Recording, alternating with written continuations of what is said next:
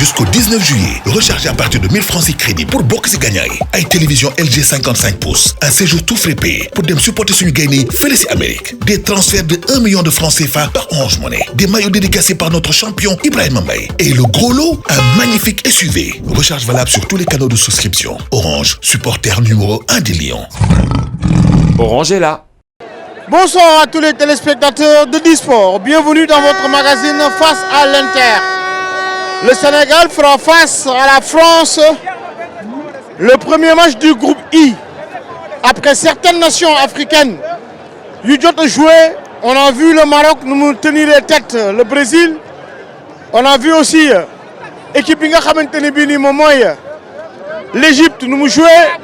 La Côte d'Ivoire pareil, bien que l'Afrique du Sud a perdu son premier match. La Tunisie aussi a perdu son match et dans la foulée, Sabri Lamouchi qui a été sabré par la Fédération tunisienne de football. Suba nag Sénégal war a jouer, je dirais même ak équipe bi nga xamante ne moom mooy France. France, finaliste en 2018, remporté ko face à la Croatie. La France finaliste face à l'Argentine en 2022. Malheureusement perdre ko au tir au but. Mu nar na dugg ci compétition bi. Nara daje ak Sénégal ñoom les Français ils ont dit que ni ñu ngi def seen match bi nga xamante ni mooy match d'ouverture match d'entrée bu gën a difficile parce que le Sénégal est l'équipe championne d'Afrique kon du nekk match bu yomb dégg nañ sànq la conférence de presse de Didier Deschamps il n'a pas cessé de dire le bien bi nga xamante ne xam na ko ci équipe nationale du Sénégal donte xaw nañu indi une comparaison. mu ne la génération de 2002 bokkul ak la génération de 2026. Et je le savais, je ne l'avais même pas vu. Et mais tu sais qu'Alsane, je ne t'avais pas vu. Mais je n'ai que des surprises. Alsane, je n'ai que des surprises depuis hier. Hier ba tey maa ngi am ay surprises. ñii buñ ma laal buñ ma jege. nee naa leen bu leen ma laal bu leen ma jege. parce que dafa wóorul. bii ba Alsane moom moo ñëw sama kaw Alsane attends wait my friend wait da nga yàkkamti dama ndànk yow da nga yàkkamti ndànk rek wait Alsane balaa ma dugg sax dans le vif du sujet Alsane nga bokk ci génération de 2002 c'est une surprise Alsane xam nga maa ngi nekk di wax pour man sénégalais la parce que fii dañ fee bëri sympathie waaw fii dañ fee bëri démb am na ku ma doon roube benn jigéen la mais dama ko off ne ko bàyyil roube bi loolu wóorul sama dëkk dañ koy bañ ma gis ci Sénégal reprendre nañ ko allo demain Sénégal war a jouer match bu important xam naa ne sax heure bi ñu koy teg dina fekk ñoom ñu nekk ci fajar kon nañ jàpp ni tey Sénégal war a jouer un match important nga bokk ci génération 2002 premier match le 31 mai ngeen gagné tey ban sensation ngay am. waaw mais tey dañuy am sensation déjà mbégte ak contenté ñëw fekkee ko parce que dafa nekk loo xamante c'est historique saa yu Sénégal di jouer contre la France day nekk un match historique parce que ça dépasse vraiment nu ñu ko waxati l'aspect sport parce que dafa nekk ñaari dëkk yoo xamante ni dañoo am histoire ñu defoon leen loo xamante ni nag. ba léegi dañagul depuis 24 ans nous avions créé vraiment la surprise parce que moment boobu noonu équipe de France kenn mënu woon miser ci benn pièce suñu Sénégal ne mooy gagné mais nous l'avons fait tey nag 24 ans après ñu daje fii ci beneen continent du continent américain donc mu nekk loo xamante ni. effectivement muy ñaari continent. bële Asie la bii di Amérique. bële Asie la mais ñoom ñaar ñëpp A moo jiitu. voilà benn ñaar ñëpp A la benn Asie la bii Amérique la. ay africains du jeu ay européens donc mu nekk loo xamante ne lu rëy la ci Sénégal te Sénégal ñëpp xam nañ leen ne Sénégal bés la mën na bés Sénégal fépp fu ñu leen di xaar dañuy répondre présent parce que je pense que sur les 5 dernières années kenn dootul natable Sénégal ndax taxaw nañu wala taxawaguñu donc nag vraiment moo taxoon ñu ñëw tey taxaw waa Sénégal. donte man sax waa FIFA ñoo may invité fii nii en tant que légende mais damay bàyyi sama lépp ñëw fii ci Times Square bi féete ak waa Sénégal avant match bi. féete ak waa Sénégal avant match bi mooy loolu. waaw. kii suma fan la moom laa tiiw borom DTV. dëgg la. borom chronique yu baax yi macha allah jërëjëf jërëjëf jàmbaar. jërëjëf dañ lay bëggee fu ñu toll. ñu ngi ziar waa Sénégal yëpp. di wax kii moo ngi def liggéey bu rafet. ñu kontaan ci moom grand Mbaye Sène ku baax la. dañ koy suivre bu baax wallahi mu nekk koo xam ne day Times Square daal Alassane bëri na surprise waaye bëri na surprise grand Alassane ñu ngi lay ziar ñoo ngi jégalu l'international mais dañoo kontaan ci liggéey bu muy def ñu xam ne dañoo gëm Sénégal képp kuy def liggéey bu rafet dañoo kontaan ci yow ñu ngi ñaan yàlla nag ñu dóor France 2-0 wala 3-0 incha allah ci kattanu yàlla noo tudd jàmbaar man maa ngi tudd Cheikh Jigi ba ko néegi Oustaz Ahmad Ba dëkk Kaolack dëkk Kaolack waaw waa Kaolack ñu ngi leen di jaajëfal baax a baax muy sama dëkk nag di nuyu waa Kahone jërëjëf Alassane balaa ñoo dugaat ci biir waxtaan bi on va aller suivre la conférence de presse des deux entraîneurs Didier Deschamps ak Pape Thiaw.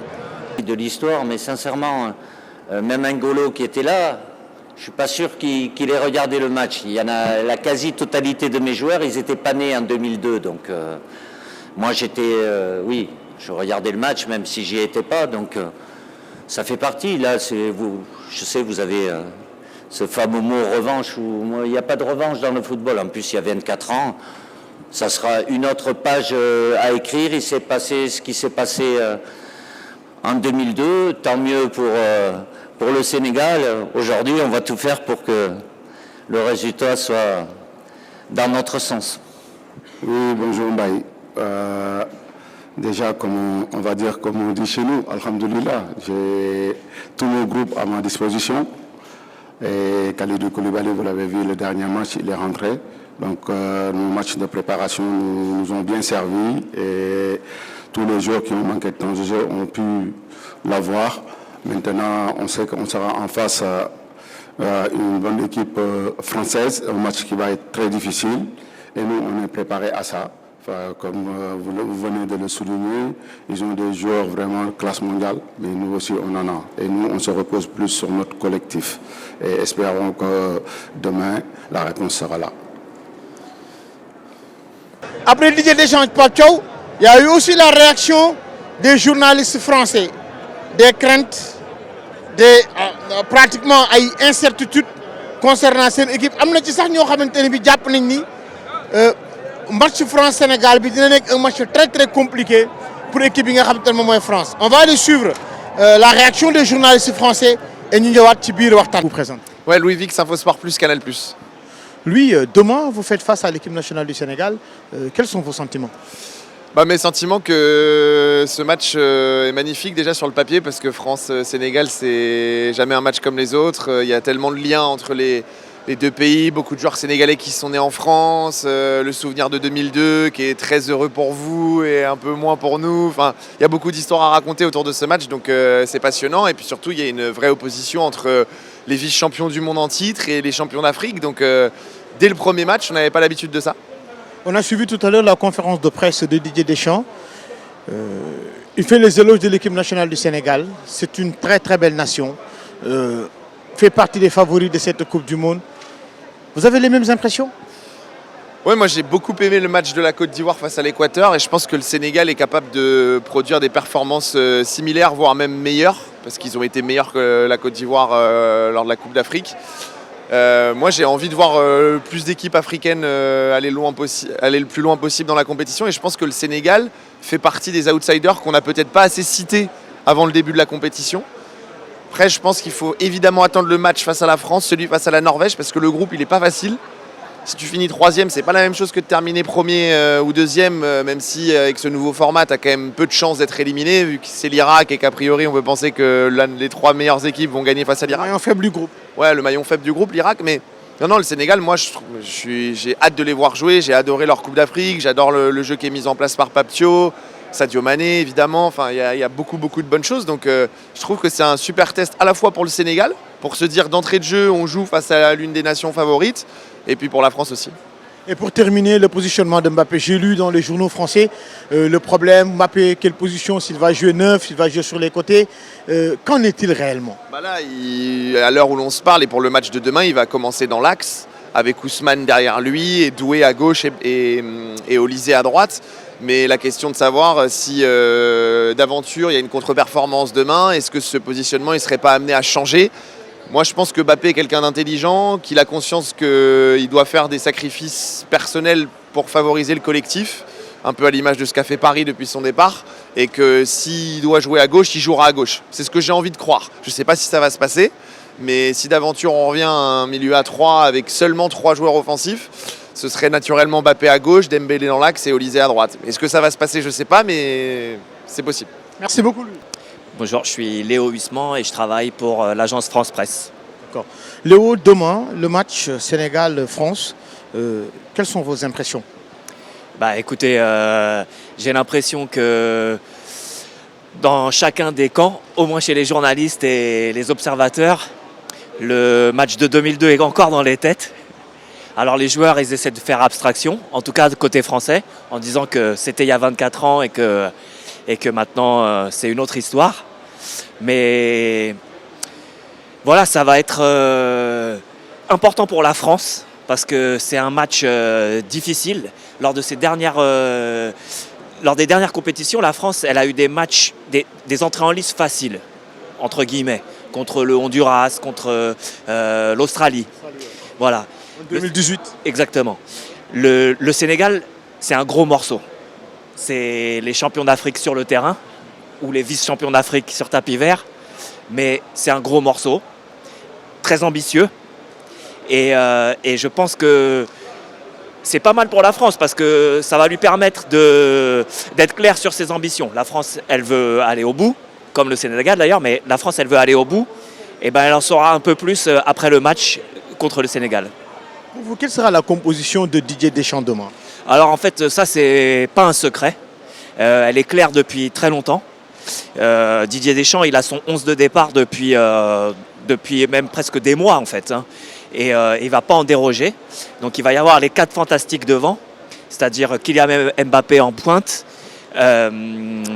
Michael Olysée à droite, Ousmane Dembélé dans l'axe et Désiré Doué sur la gauche. Les 2 pistons, Aurélien Tchouaméni et Adrien Rabiot. Et une défense à 4 avec Dayo Upamecano et William Saliba au centre.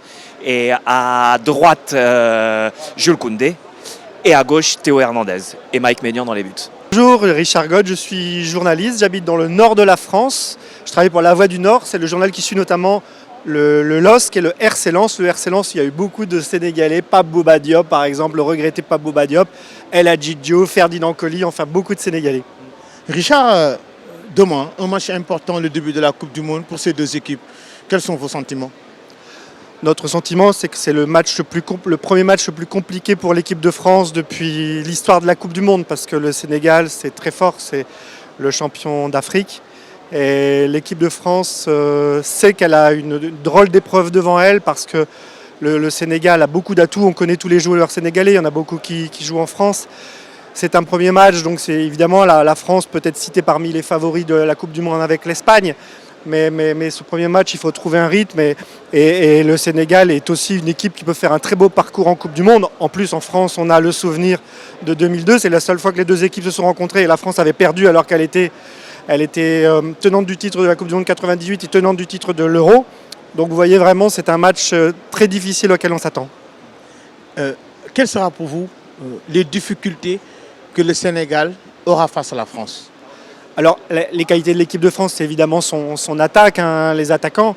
Mais la France n'est pas non plus une équipe qui est tout à fait réglée en ce moment par rapport à son équilibre défensif et justement son attaque. Et le Sénégal a beaucoup de puissance, de qualité athlétique, de qualité technique, de vitesse. On va voir si le collectif est là aussi. Mais ça va être une sacrée empoignade, un match très indécis, je pense. Et ça va être aussi intéressant à suivre. Pour moi, c'est aussi l'un des chocs de ce premier tour de Coupe du Monde. dal leen ak jàmm ci seen rubrique Climatch tey dinañ leen jàngatal météo bi nar a am fële ca New Jersey ci heure match bi suñ si paree joxe ay digle pour joueurs yi jeexalee par 11 probable bu France selon nos analyses climatiques. Suñu jàngatu tey bi ñu ngi ko wekk si données wu National Oceanic and Atmospheric Administration di NOAA ci station bi ñuy wax Teterboro. Station boobu noonu mi ngi nekk ci diggante 5 ba 8 kilomètres du stade.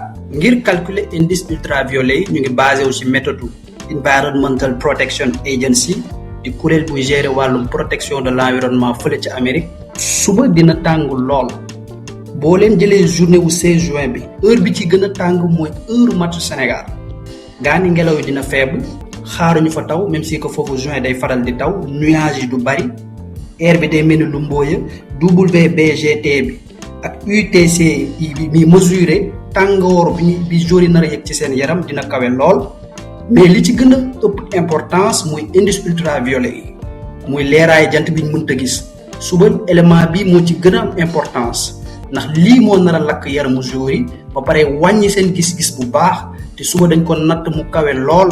digle yi ñuy jox staff bi mooy ñuy xool ba xam joueurs yi ñu ngi naan ndox utiliser serviette glacée yi ba pare échauffement yi na gàtt te na nekk ci kër gi joueurs yi équipement yu leer lañu war a sol pour mën a bloquer leeraayu jant bi utiliser crème solaire ci seeni peau ba pare di casser le rythme du jeu ci nan ci touche yi ci corner yi ak ci coup franc yi. entraîneurs yi ñu ngi leen di digal ñu def changement yu gaaw rawatina ci côté ndeyjoor bi première mi-temps bu ñu mënul def pressing haut bu ñu def pressing deuxième mi-temps bi nañ indi bloc élargi pas bloc bas ndax bu ñu defee bloc bas joueurs yi seen xel ak seen tànk dafay nagam te yomb ñu def erreur bu ñu defee bloc élargi joueurs yi dañ am temps jàppalante bu dee beneen joueur bi def na erreur.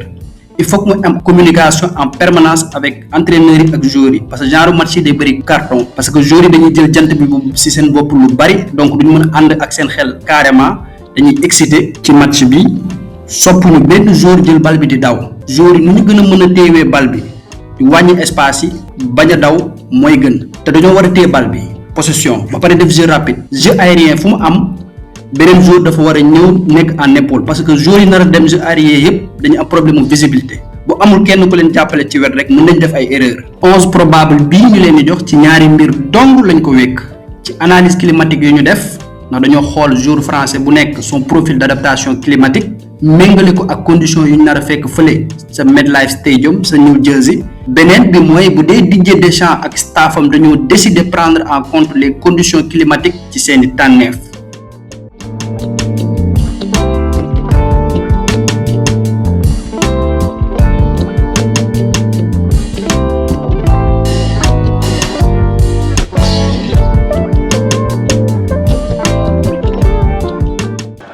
Vous l'avez compris, vous l'avez vu, gis nga li nga xamantene bi ni mom la journaliste français yi wax ci sen équipe.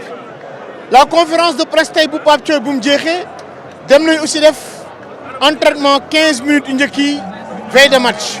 Et tay on nous a servi 3 joueurs. Krépin Diatta, Pape Gueye ak Kalidou Koulibaly. Damay taxaw touti nak ci la sortie de Kalidou Koulibaly pratiquement même biñ ko laajee tay il était beaucoup plus revenu si crainte yi nga xamantene bi am nañ ko ci Kalidou Koulibaly parce que ñëpp xam nañ ni Alsane que ni Kalidou gëj na jouer tay Kalidou buñ ko laajee ni mu jotee wax jàpp nañ ni Kalidou man sama ci luma yaakaar gëwuma ni Kalidou Koulibaly dina départ ci match bi.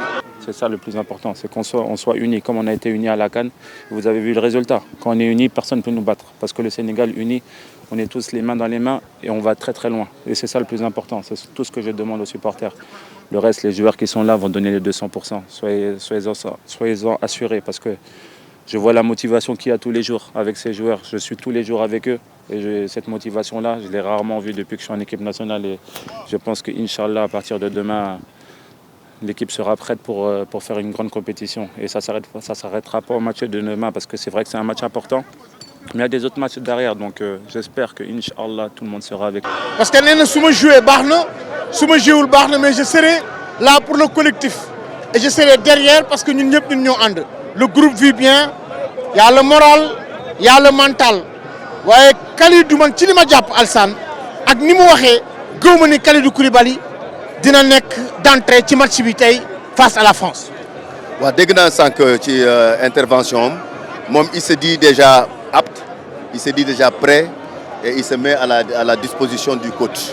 Donc je pense que dégg na mo wax le coach aussi a confirmé qu'il a retrouvé pratiquement tout son effectif. Mais son entraîneur da nga tek Kalidou Koulibaly mu jouer Alsane.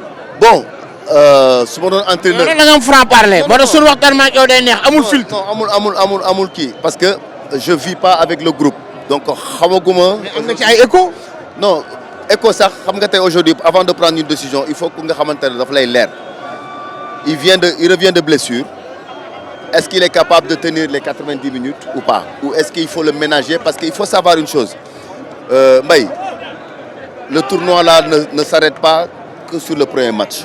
Il y a un deuxième match, il y a un troisième match, il peut y avoir un quatrième match, il peut y avoir un cinquième match. Pour man, mollo, tu peux retrouver aujourd'hui peut-être pas 100% de tes... Obligatoirement mettre Kalidou parce qu'il faut rejouer. Alors que non. Je pense qu'il faut plus se projeter. Il doit reprendre, donc je pense qu'il faut y aller petit à petit avec lui. Parce qu'à un moment donné, s'il est apte, il va jouer. Mais l'entraîneur pour moi doit le ménager. Même si il va rentrer en deuxième. Pour moi, retrouver aujourd'hui ces 70%. Beaucoup d'Amérique, l'équipe est déstabilisée. Parce qu'il faut se projeter, il ne faut pas s'arrêter juste pour ce match de France. C'est un match historique, tout le monde veut le jouer. Mais nous il y aura un deuxième match, un troisième match, voire un quatrième match, voire un cinquième match. Il y aura un troisième, quatrième, cinquième match. Dans un groupe, on va maintenir le deuxième match, ça sera face à la Norvège. Et le troisième match face à l'Irak. Avant Lolo, il y a eu aussi le cas Idrissa Gana Gueye. Est-ce que Idrissa aussi il sera partant d'office? Parce que, comme la France, Alsan, nous savons qui a maintenu mon mot Didier Deschamps, son système l'air.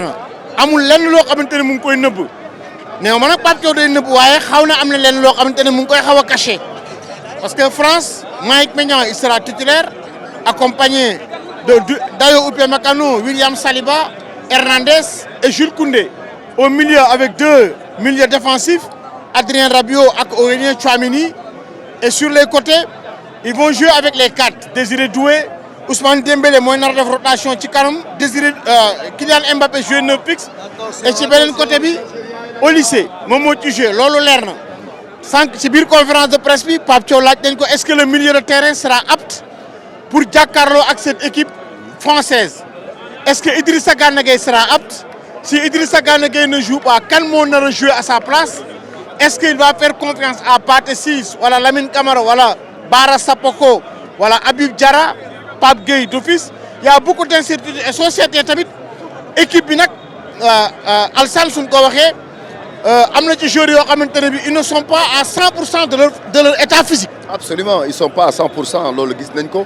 Bon, ñep xam nañ né blessure dafa and ak sport, dafa and ak football. Malheureusement, ça tombe sur nos cadres.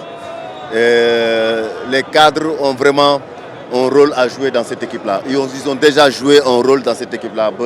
Ils nous donnent toute cette satisfaction-là et nous donnent trophée. C'est dommage que ça tombe sur nos deux cadres. Nous sommes pratiquement sur la colonne vertébrale, Kalidou Koulibaly et Gana Gueye. Maintenant, comme je disais auparavant, il faudra les gérer. Il faudra les ménager, il faut les gérer. Pour moi, nous les lancer dans le bain comme ça, de suite, parce qu'ils reviennent de blessure pratiquement 2 mois de Fobari. Sans pour autant jouer de Fobari. Surtout match bo xamantene bi ñi ngay jouer ils sont vraiment à 100%. Donc je pense que les ménager, les faire rentrer petit à petit dans cette compétition ba am li nga xamantene mom nga bëgg ci ñom parce que comme je disais encore premier match amna deuxième match amna troisième match amna voire quatrième voire cinquième voire sixième parce que Sénégal tay aujourd'hui tegatul bëtam ci deuxième tour tay fuñ tek suñu bëtt moy faire mieux que 2002. Jusqu'au 19 juillet, rechargez à partir de 1000 francs si crédit pour Boxy Gagnaï. Avec télévision LG 55 pouces, un séjour tout frais payé pour dem supporter son gagné Félicie Amérique. Des transferts de 1 million de francs CFA par Orange Money. Des maillots dédicacés par notre champion Ibrahim Mbaye. Et le gros lot, un magnifique SUV. Recharge valable sur tous les canaux de souscription. Orange, supporter numéro 1 des Lions. Orange est là. Mais Alsane, xam nga suñu la déggee nga ne les ménagers mais tey titre bi ñu am mooy est-ce que tey ñi nga xamanteni bi ni mën nañ leen remplacer ils feront l'affaire face à la France amna tour yu ñuy wax nak ñu ngi né peut-être Pathé Ciss mën na dugg Pape Gueye Lamine Camara Habib Diarra ban système lañ nar a teg face à la France su doon nekk Norvège njàqare gi wala jaaxle bi du toll comme dayo bi nga xamanteni am na ko ci diggante ak France yow en tant que ancien joueur nga xam genre match yi nan lañ ko war a jouer motivation bi entrée bi lan xalaat yan crainte nga jàpp ni wala yan jour nga jàpp ni tey war nañoo mën a jouer match boobu soo ci génnee Kalidou Koulibaly génne ci Idrissa Gana Gueye parce que nag wax ji li ñuy wax ji yëpp mooy ñooñu su ñu amoon tey yaakaar dina gën a dal. non dëgg la yaakaar dina gën a dal loolu la wax sànq c'est les cadres de l'équipe et puis cadres yoo xamante ne ils sont très investis dans le groupe et en dehors du groupe Aujourd'hui, Kalidou Koulibaly et Gana Gueye, quand ils sont en forme, ils jouent titulaires dans leur club. Donc c'est pas des joueurs de seconde zone ou de nuit complété. C'est des joueurs qui sont affirmés. Maintenant, on n'a pas 100% de ces joueurs-là, mais sur le banc de touche, il y a quand même des joueurs qui sont aptes à jouer. J'ai bien aimé la prestation de Pathé-Ciss la dernière fois, qui est bien rentré sur le match. Il a vraiment porté le jeu. On a vu ses transitions et tout ça. Et puis, c'est quand même un joueur qui est en train de s'affirmer de plus en plus. Et il est finaliste aussi de la Coupe d'Europe. Donc, oui, il faudra trouver des remplaçants parce que sous nos joueurs, ils ne sont pas éternels. Ils sont sur la fin. Même s'ils sont encore productifs, s'ils sont encore bons, il faudra commencer aussi à préparer cette nouvelle génération-là qui va finir par porter l'équipe. Maintenant, comme je disais, il y a de quoi aujourd'hui grignoter entre ces joueurs-là, le temps de reprendre, que nos cadres reprennent leur forme à 100% et puis de voir qui va jouer. Mais il y a un groupe de 26 joueurs, ils sont là, ils ont mérité d'être là.